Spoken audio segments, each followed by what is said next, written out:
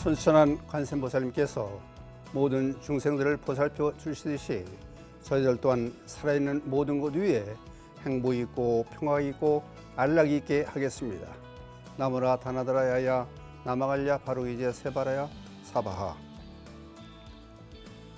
여러분 안녕하셨습니까? 반갑습니다.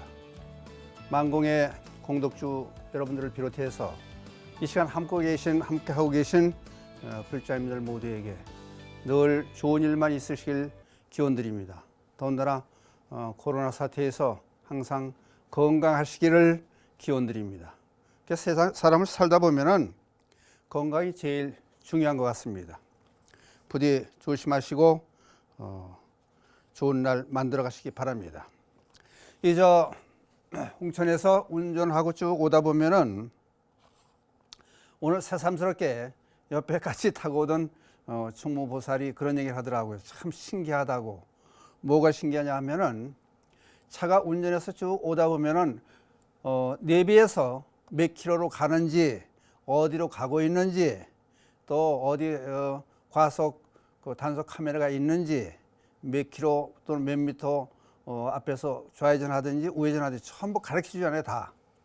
그럼 우리나라에서 움직이는 차가 한 2천만 대가 된다고 그러는데 우리나라뿐이 아니고 전 세계에 있는 모든 차들의 가는 방향을, 속도를 전부 안내해주고 목적지까지 다 가게 만들어주는, 그게 참 신기하지 않습니까? 옛날에는 아마 상상도 못했던 일들이 지금 일상생활에서 우리는 접하고 있습니다.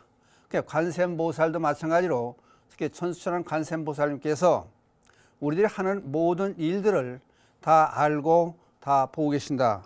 금강경에도 그런 말씀 나오시지 않습니까? 부처님께서 모든 것을, 모든 중생들이 하는 모든 일들을 다 보고 다 안다. 그건 진리의 측면에서 보면은 다 하나가 되니까 다 안다고 생각하는 거나 마찬가지죠. 그러니까 여러분들께서 하시는 모든 일들이 잘 되기를 기원하고 기도하고 열심히 사시면은 반드시 관세음보살님의 가피력이 있으시라는 얘기를 이제 내비게이션에 비유해서 말씀을 드려봤습니다.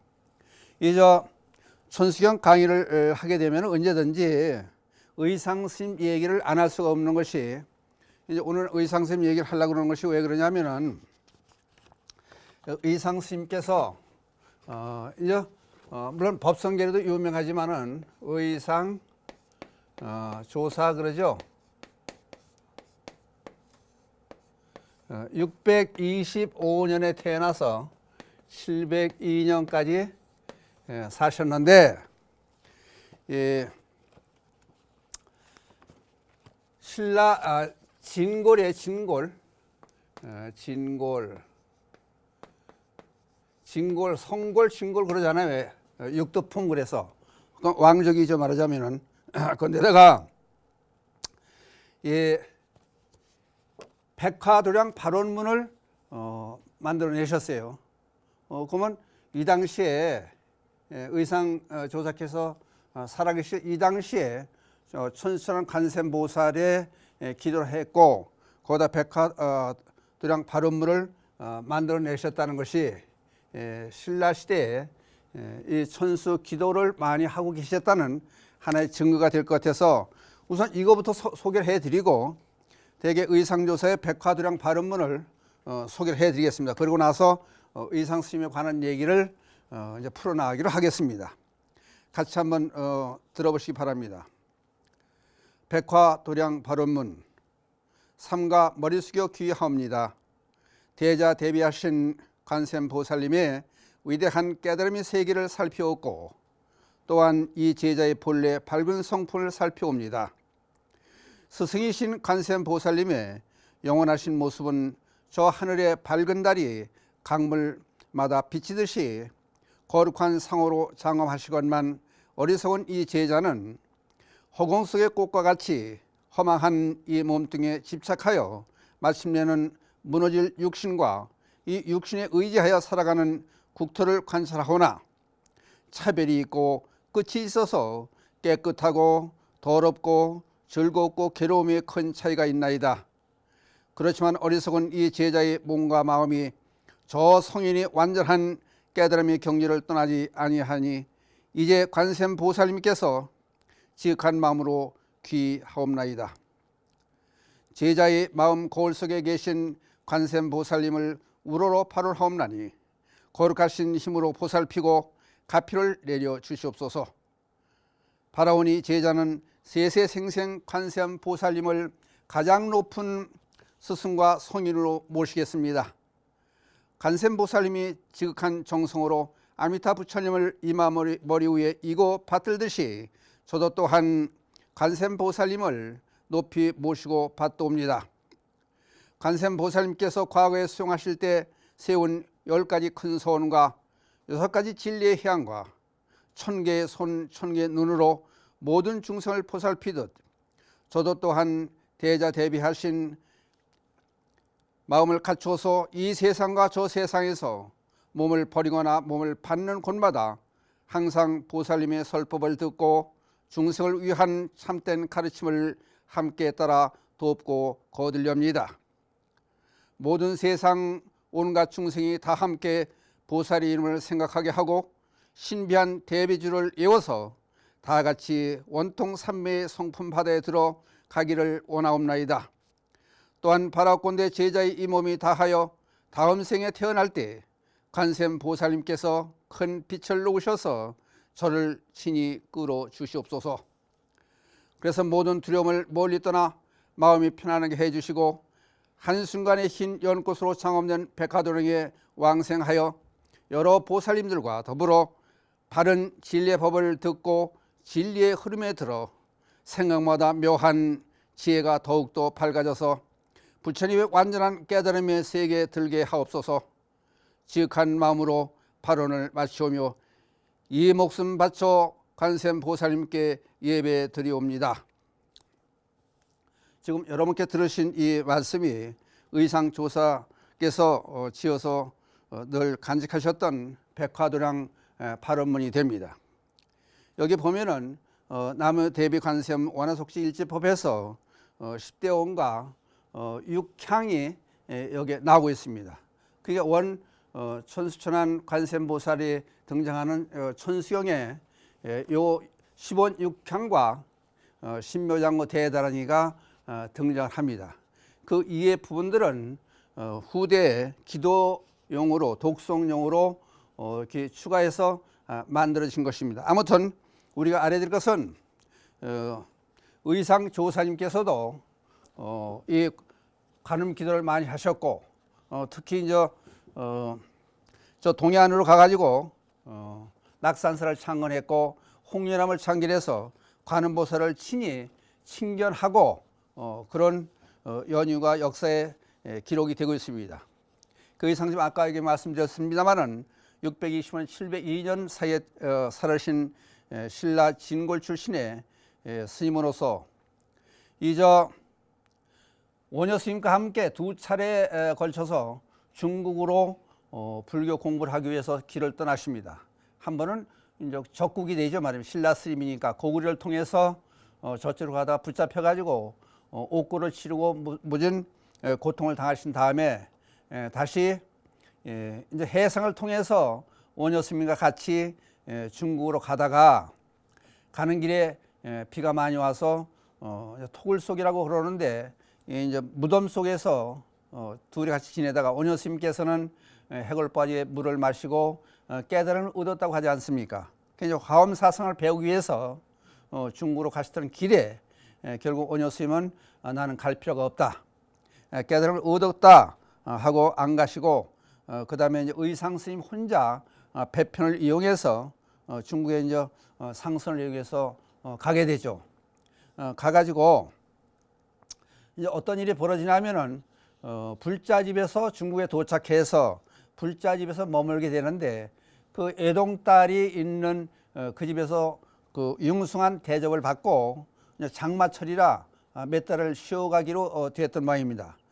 그래서 결국은 그 선묘라고 하는 아가씨가 의상스님을 짝사랑을 해서 그것을 받아들이지 않고 제자의 입장에 놓고 그래서 나중에 올 때는 이제 얘기를 건너뛰게 됩니다만은 올 때 용왕이 돼가지고 이제 가사장삼하고 스님이 필요한 물건들을 전부 만들어 놓고 스님이 귀국하는 날만 기다리고 있었는데 마침 그 집에 들리니까 선미 아가씨가 이제 없어서 만나보질 못하고 왔는데 떠나가는 배전을 보고 그러니까 스님께 드릴 가사장삼과 그 선물을 바다에 집어 던져놓고 앞치마를 뒤집어 쓰고 물에 빠져서 죽었다는 게 아닙니까? 그리고 용왕이 돼서 의상 조사님을 끝까지 옹호하고 모시겠다는 소원을 세운 그 소원이 결국은 용왕이 돼서 우리나라에 와서 이제 부석사라고 하는 화엄 사찰을 세우게 되죠.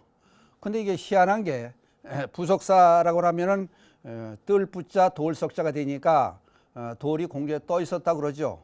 그러니까 그 자리에 이제 도적대들이 많이 한 500명이 머물고 있어서 사찰을 짓는데 지장이 되니까 그 이제 선미 아가씨가 이제 된 용이 조화를 부려서 돌을 공중에 띄워놓고 그 도적들을 전부 이제 감동시켜서 물러나게 하고 사찰을 만들었다는 겁니다. 근데 그 부석이라고 하는 큰 돌이 여러분 부석사에 가보시면 알겠지만은 굉장히 큰 돌이 놓여 있는데 옛날에는 밧줄이 희한하게 그 돌 밑으로 통과했다 그럽니다. 그리고 또 한 가지는 한 7, 8년 전에 그 지질학자들이 그 부석사에 있는 그 극락보전을 밑에 용이 거기에 있다는 전설이 내려오니까 조사를 해보니까 큰 용의 형상을 한 큰 바위가 그 밑에 있다는 것을 지질학자들이 증명을 해냅니다. 그러니까 그런 사실을 미뤄봐서 우리나라 불교의 원효 스님과 함께 가장 큰 영향을 미친 그런 위대한 스님이 바로 의상 스님입니다. 그런데 의상 스님께서는 이제 역사학자들이 얘기를 하기를 세속사의 대립과 갈등 속에서 종교적인 그 조화 화해로서 치유코자 노력을 했고 또 출신 성분에 진골이면은 왕족인데 출신 성분에 관계없이 제자들의 구성된 모습을 보면은 천민도 있고 평민도 있고 그렇게 여러분들이 다양한 사람들이 이렇게 포진을 하게 됩니다. 근데 이제 중국 가는 과정에서 아까 이제 그 선미 아가씨를 통해서 그 집에서 머물다가 어디로 갔냐면은 이제 종남산 그래요. 종남산으로 종남산 지상사 종남산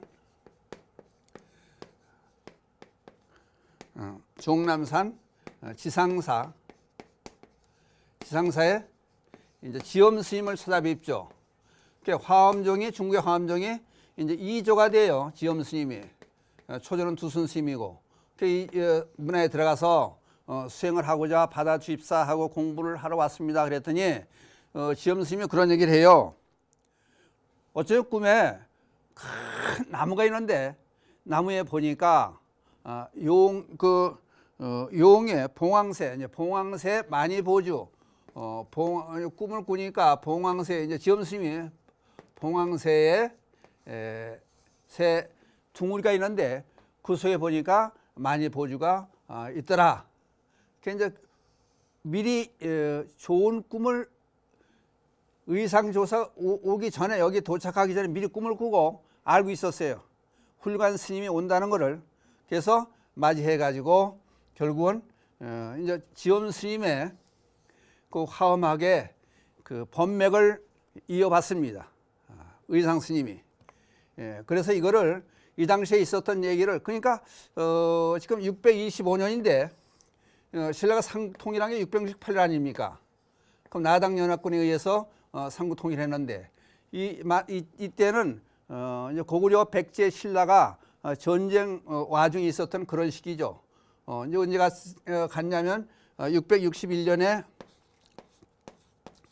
여기 역사상에 보면 660년에 이제 당나라로 들어갔다 이제 그렇게 얘기가 되는데 입당이 됐는데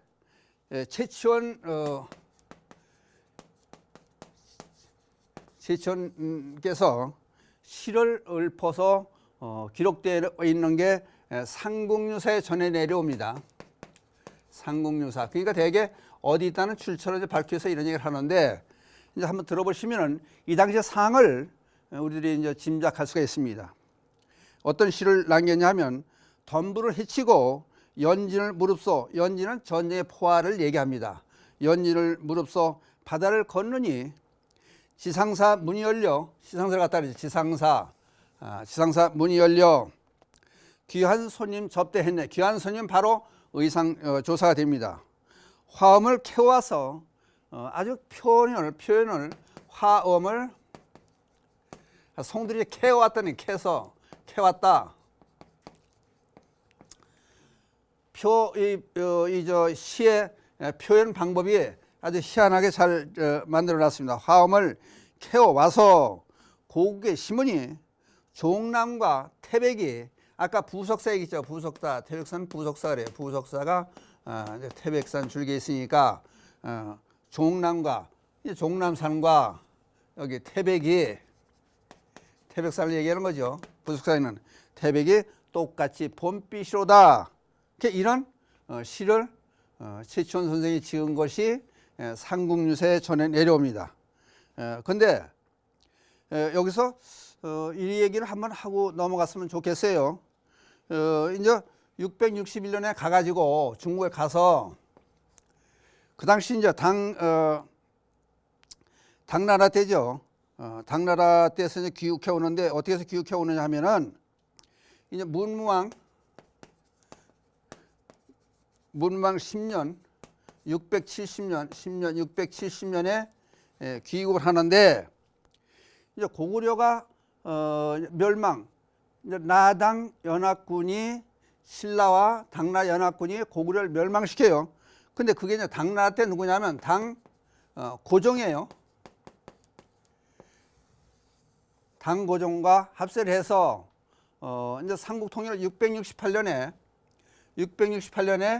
삼국통일을 하는데 군사를 빼지 않고, 근데 옛날에 지금이나 마찬가지인 것이 우방 국가가 언제 돌변해서 적국이 될지 모르는 거예요. 그러니까 야욕을 품고 당 고종에 욕심이 생기는 거예요. 이제 그래가지고 백제 땅에다 군대를 숨겼다가 이제 침범해 내려온다는 얘기를 접해 들어요. 그럼 누구한테 얘기를 들으냐면은 이제 무열왕의 둘째 아들인 김인문, 역사에 보면 김인문하고 또 한 사람 김흠순 나요. 김흠순, 김유신의 동생으로 나오죠. 두 사람이 불모로 잡아놓고 있는 거예요. 이제 신라의 두 사람, 왕족 두 사람을 불모로 잡아놓고 있는데 이 소식을 바로 의상 스님에게 전해줘요. 빨리 가봐라. 그래서 의상 스님이 긋고 이제 670년에 귀국을 해요. 귀국을 해가지고 이제 어떤 일이 벌어지냐면은 신라에서는 이제 생각도 못했던 일이죠. 당과 합세해서 이제 삼국 통일을 했는데, 근데 뒷벽을 치는 거예요. 이제 말하자면은 쳐들어온다 그러니까 이게 이제 급해가지고 이제 준비가 안 되니까 당 고종이 대개 이제 설방이라는 장군을 시켜서 50만 대군으로 침략을 해온다는 소식을 들어요. 그게 급하니까 이게 방법이 없잖아요. 대거에 싸울 만한 여력이 그 당시 없었던 거예요. 준비도 안 된 상태에서 일이 급하다 보니까 이제 어떤 일이 벌어지냐면은 이제 신인종 그래. 신인종의 개종 처음에 이제 종단을 만드신 이제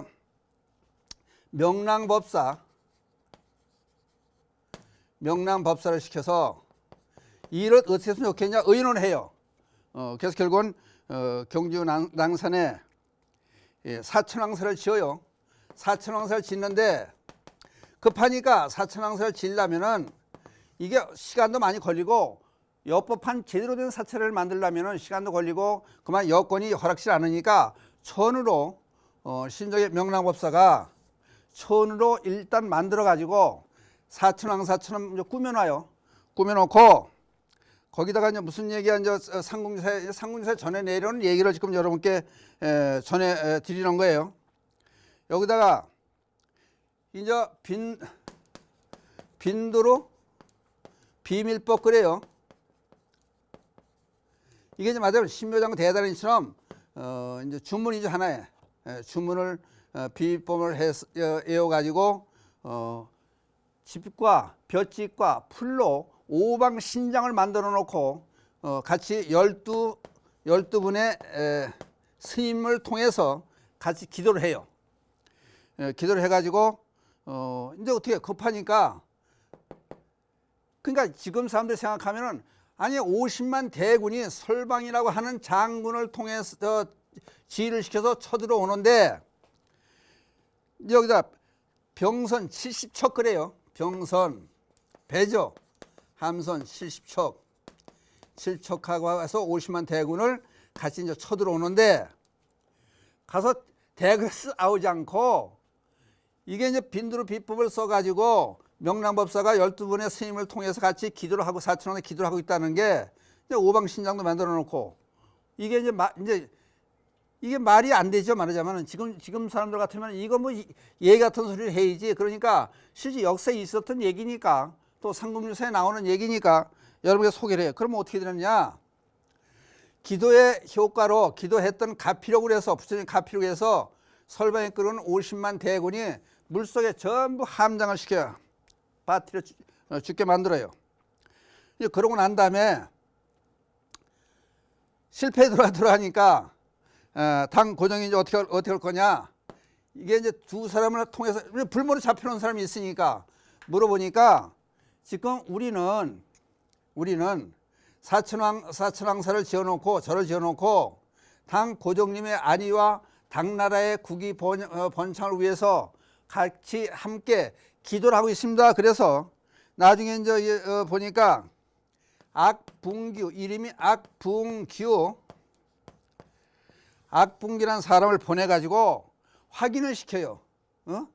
그러니까 대군이 신라를 침범해서 자기들이 실패한 건 실패한 거고, 다시 이제 꼬투리를 잡기 위해서 진짜 사천왕사를 지어놓고 당나라의 안위를 빌고 고종 황제의 이 만수목을 기원하는 그런 기도를 하고 절을 만들어 놨느냐, 확인차 이 사람을 보내요. 그때 보여주면 안 될 거 아니에요. 그러니까 다른 사찰에 가서 보여주고 이제 금으로 뇌물을 줘가지고 달래가지고 보냈다는 얘기가 이게 이제 삼국유사에 나오는 얘기예요. 그러면은 어떻게 보면 아까도 얘기했지만 황당한 일 같지만은, 그러나 이게 실제 있었던 얘기니까 기도의 힘으로 결국은 50만 대군을 물리쳤다는 얘기가 삼국유사에 전해놓으니까 이걸 소개해 드렸고, 그러니까 이거는 한번 이번 기회에 한번 소개해 드렸으면 해서 일부러 말씀을 드렸습니다.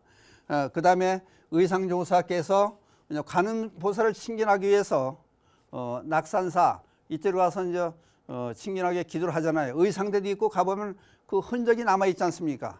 그래서 관음 칭견하기 위해서 7일기도, 목숨을 내건 7일기도를 했는데 관세음보살을 칭견 못해서 나중엔 물에 빠져 죽으려고 그랬더니 관세음보살이 수많은 관세음보살이 화열해서 물에 있더라. 그래서 나중에 좌구를 띄워놓고 들어가면은 이제 홍련암이 있죠.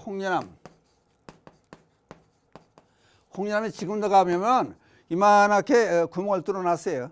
그 구멍 속에 통해서 보면은 파도 소리가, 그 물이 동해 파란 물결이 찰랑찰랑 왔다 갔다 흔적을 보여요.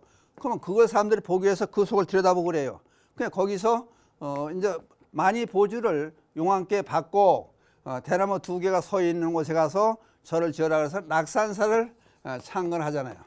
낙산사. 그러니까 여기는 결국은 화엄학을 공부하고 와서 화엄 10차를, 우리는 화엄 10차를 보모사를 비롯해서 해인사라든지 이런 부속사라든지 이런 여러 사찰을 지어놓은 의상 스님께서 결국은 아까 여러분께서 들려드린 바대로 백화두량 발음문을 이렇게 만들어서 그거를 항상 지니고 기도를 하면서 지냈다. 그러니까 관음신앙이 이때부터 우리나라 뿌리를 내리기 시작해서 여러 사람에게 이제 빛을 보게 만드는 거 아니냐. 그래서 오늘은 이런 얘기를 쭉 해봤습니다. 그러니까 우리들이 생각해 볼 점은 지금 천수경을 지금 강의를 여러분들 듣고 계신데 독성용 천수경으로 들어가면은 정구업진흥부터 나오는 그 과정을 쭉 보면은 지금 각 사찰에서는 한글로 해서 천수경을 독송하는 경우도 많이 생기게 됩니다. 그러니까 그거를 자세히 해주는 것보다는 원전에 있는 얘기를 들려드리고 더군다나 의상조사의 백화점 발현문은 상당히 중요한 것 같으니까 역사적으로 그럼 언제부터 시작됐느냐? 먼저 번에는 중국을 통해서 관세음보살의 천수하는 관음보살의 사상이 들어온 과정을 심처를 통해서 설명을 해드렸고 또 신라에서는 이런 현상이 있었다. 그리고 불교의 힘이라는 것이 기도 힘이 그냥 허무 맥락에 요새 젊은 사람들 생각할 수 있겠지 모르지만은 이만큼 큰 힘이 있어서 우리가 이 땅에 서 있고 살고 있는 그 자체도 우리 저 선조 조상님들께서 이게 어려운 과정에서 지혜롭게 이렇게 헤쳐나온 그런 덕분에 우리가 마음대로 숨 쉬면서 마음대로 이렇게 살고 있는 이런 혜택을 입은 것이다. 그래서 그거를 꼭 설명해 드리고 싶어서 오늘 이런 얘기를 했습니다. 그리고 이제 선묘 여기 저 부석사에 가보신 분들은 옆에 이제 극락보절 옆에 가면은 선묘각이라고 있어요. 그 이제 모습도 그려놓고 그런 모습들이 있으니까 한번 참관해 보시면은 역사를 한번 더 들어보면은 상당히 재미있을 것 같습니다. 아까 잠깐 비치긴 했습니다만은 왕족 출신, 귀족 출신의 승려들이 많았지만은 그 당시에 상당히 이제 불교가요 스님들이 왕족, 귀족 출신들이 많아요. 근데 이제 감히 평민이라든지 천민은 상상도 못했던 그런 과정인데 이제 의상제 10대 제자들 보면은 이제 진정이라든지 지통 스님이라든지 이 스님들은 천민이고 또 일반 평민의 입장에서 의상 스님의 10대 제자에 들어가는 그만큼 그러니까 신분의 고하를 막론하고 부처님하고 똑같죠. 부처님께서도 예를 들어서 우발이 존자는 지계질 우발이 존자는 그 왕족들을 이발시켜서 이발사에 썼지 않습니까? 그러니까 그런 신분에 관계없이 모든 평등하게 보는 그런 부처님의 가르침을 폈다. 그 이제 또 한 가지 우리가 이제 이 자리에서 한번 눈여겨볼 사항은 이걸 좀 메모를 해왔는데 이제 자꾸 왕들이 성곽을 이제 조그만 나라에서 668년에 이제 상국을 백제와 고구려를 멸하고 신라가 상국을 통일하는 그 과정에서 얼마나 힘이 들었겠습니까? 백성들도 마찬가지고 전 국민이 힘이 들었겠죠. 그 과정에서 임금들이 어떤 일들을 하냐면은 자기들이 머물고 성곽을 자꾸 증축을 시키려고 그러고 그러면 세금이 들어가고 거기에 일시키는 사람들은 먹여야 되고 자재가 필요하니까 많은 돈이 들어가죠. 그랬더니 의상 스님이 무슨 얘기를 했냐면은 전쟁에 시달린 백성들이 각종 노역과 또는 성곽 공사에 동원되자 무슨 얘기를 했냐면은 왕에게 상소문을 써서 올립니다. 의상 스님이. 지금도 이것은 우리가 눈여겨볼 만한 그런 얘기 아니냐. 무슨 얘기를 하냐면은 폭정에서는 성곽을 백척을 백자나 높이 쌓아 올린다 해도 안전치 못하고 선정을 베풀면 이제 폭정과 선정 이제 왕이 이제 하는 거예요. 왕이 폭정을 심하게 해서 백성을 달달 볶아내면은 성곽을 아무리 높게 쌓아도 왕족이 나라가 안전치 못하고 그다음 선정을 베풀면은 풀밭에 선만 그어놔도 왕권이 제대로 지켜진다. 그런 말을 상소문을 만들어 가지고 왕께 제출했다는 얘기는 일반인들이 그랬으면은 아마 큰 얘기가 뭐 벌을 받더니 문제가 됐겠죠. 그래서 같은 왕족의 입장이었으니까 이제 얘기가 통했겠죠. 더군다나 그만큼 또 계율도 그렇고 학문도 그렇고 한 처신이 모든 사람들의 모범이 될 만큼 훌륭한 스님이었으니까 이걸 받아들였다, 이제 왕이 받아들였다 그런 얘기가 상문에서 전해 내려옵니다. 그러니까 지금 현재서도 통치자가 되고 위정자들은 어떻게 한번 다시 생각해봐서 어떻게 국민들을 잘 다스리는 길이 좋은 길이냐 그걸 한 번쯤 역사 속에서 생각해 보는 것도 한 방법이 될 것 같습니다. 오늘은 의상 스님을 소개하면서 백화도량 발언문을 그때부터 천수경을 중심으로 한 이 관음 사상의 뿌리가 내리기 시작했다. 그래서 아주 애절하게 신심을 많이 담아 있는 그런 백화도량 발언문을 꼭 소개해드리고 싶어서 그와 함께 소개해드렸고 이런 의상 스님이 왕권에 대한 상소문 자체도 한번 소개를 해보면서 말씀을 드려봤습니다. 도움이 됐으면 좋겠습니다.